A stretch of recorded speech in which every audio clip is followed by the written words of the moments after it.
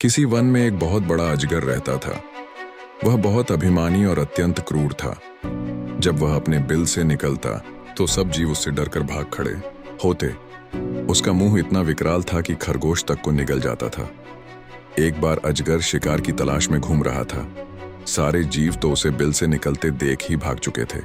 उसे कुछ न मिला तो वह क्रोधित होकर फुफकारने लगा और इधर उधर खाक छानने लगा।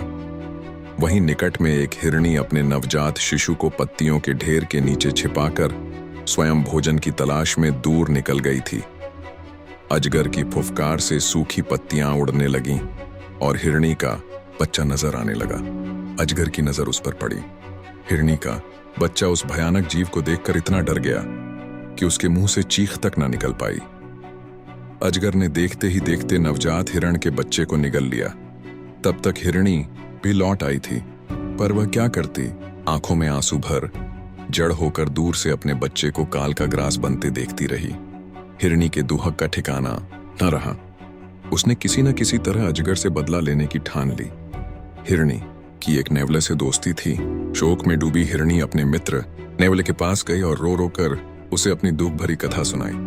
नेवले को भी बहुत दुख हुआ। वह दुख भरे स्वर में बोला, मित्र, मेरे बस में होता तो मैं उस नीच अजगर के 100 टुकड़े कर डालता, पर क्या करें, वह छोटा मोटा सांप नहीं है जिसे मैं मार सकूं। वह तो एक अजगर है। अपनी पूंछ की फटकार से ही मुझे अधमरा कर देगा। लेकिन यहाँ पास ही में चींटियों की एक बाबी है। वहां की रानी मेरी मित्र है, उसे सहायता मांगनी चाहिए। हिरनी ने निराश स्वर में विलाप किया, पर जब तुम्हारे जितना बड़ा जीव उस अजगर का कुछ नहीं बिगाड़ सकता तो वह छोटी सी चींटी क्या कर लेंगी। नेवले ने कहा, ऐसा मत सोचो, उसके पास चींटियों की एक बहुत बड़ी सेना है। संगठन में बड़ी शक्ति होती है। हिरनी को आशा की किरण नजर आई।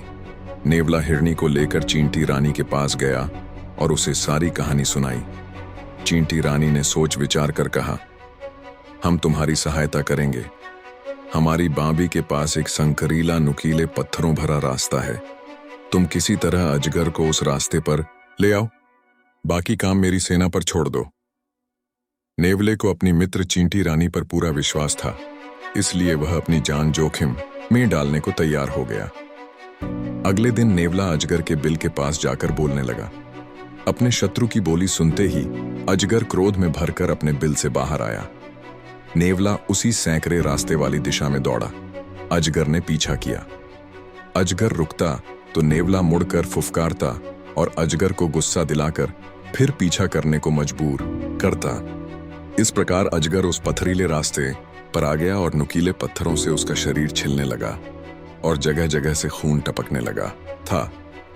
उसी समय चींटियों की सेना ने उस पर हमला कर दिया।